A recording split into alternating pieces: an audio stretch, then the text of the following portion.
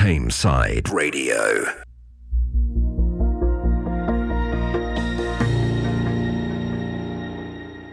Hello and welcome back to the final part of this week's Reporter Show. I'm Lee Wild.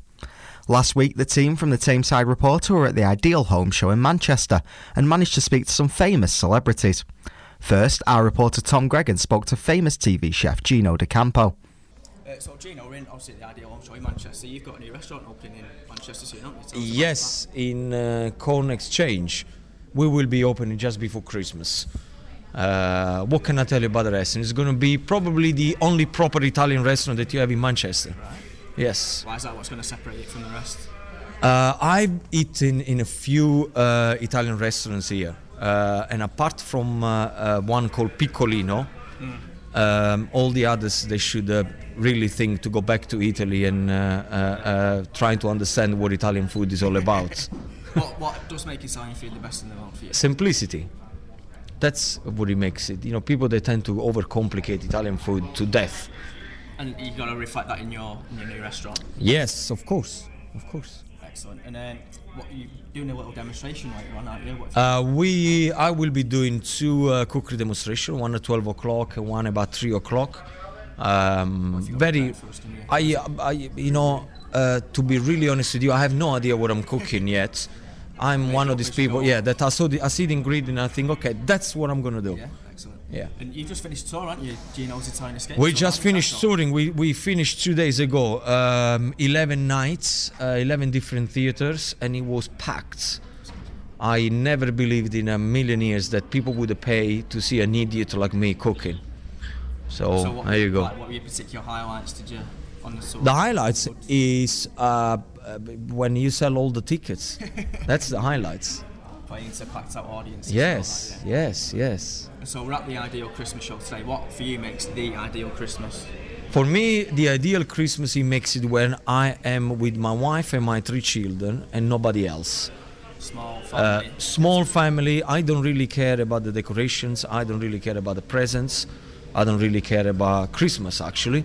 I just want to be there and with my wife and my 3 kids and have a break. What about Christmas dinner in your house? Are you in charge? Do you go traditional or? In my house, I'm not in charge of anything. No, even Christmas. No.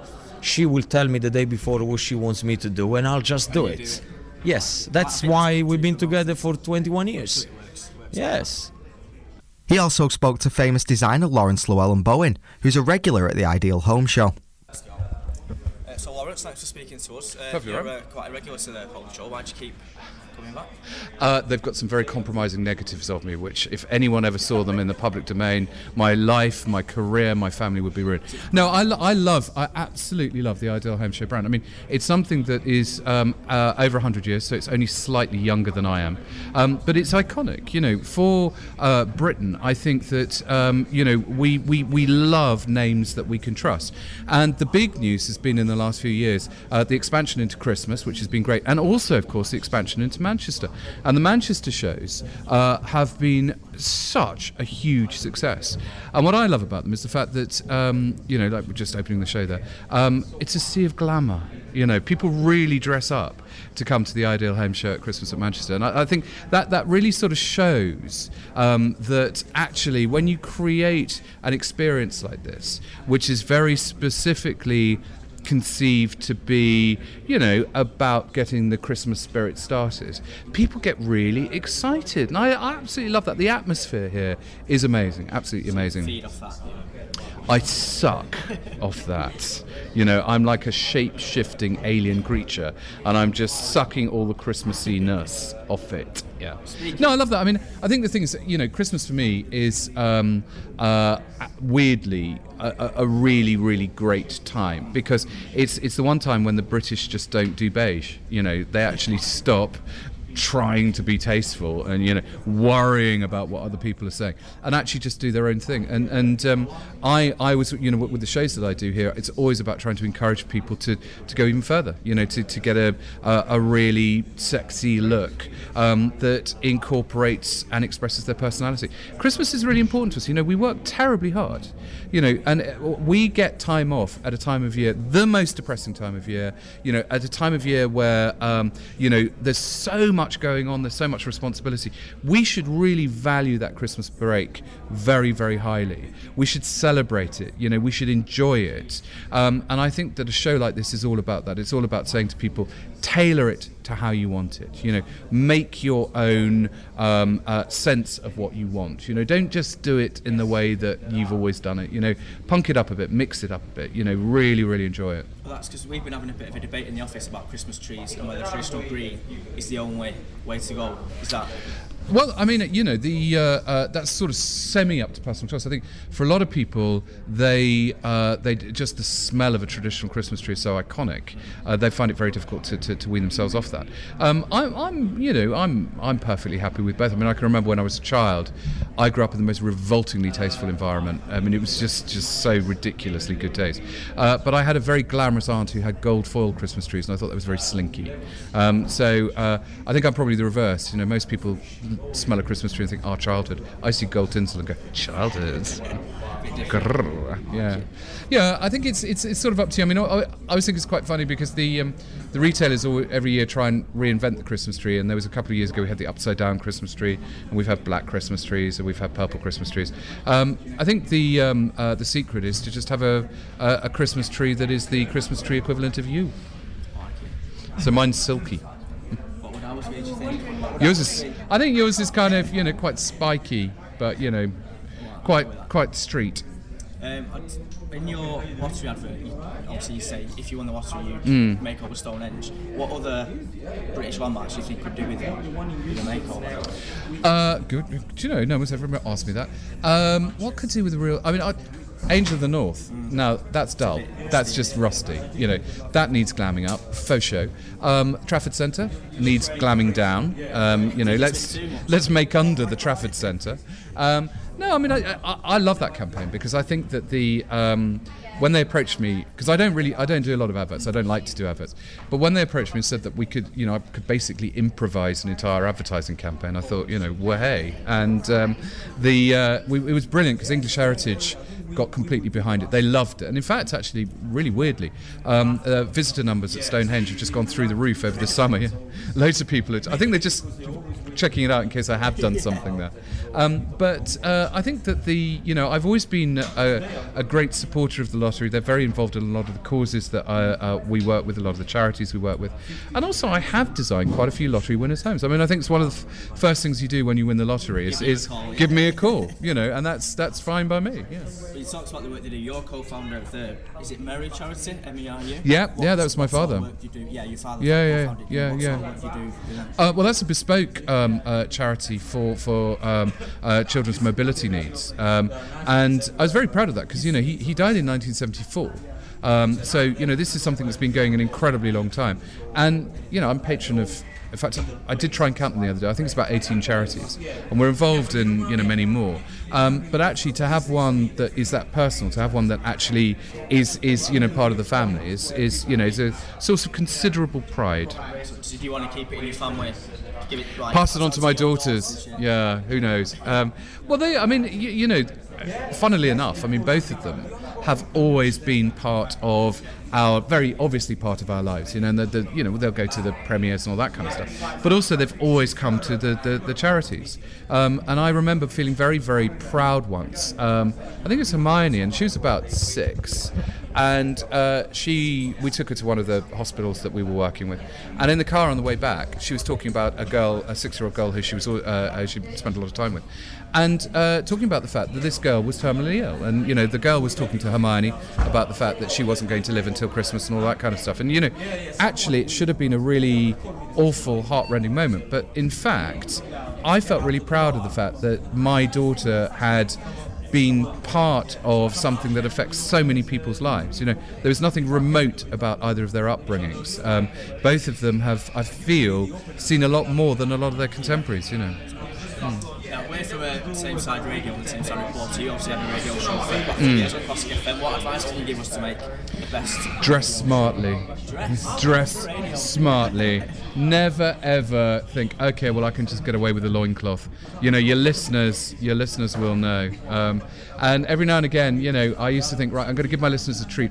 I'm going to wear something a little bit noisy, a velvet suit with bells on. Or, best one ever, first time I ever did Woman's Hour. And don't forget, for goodness sake, Change Room started 20 years ago.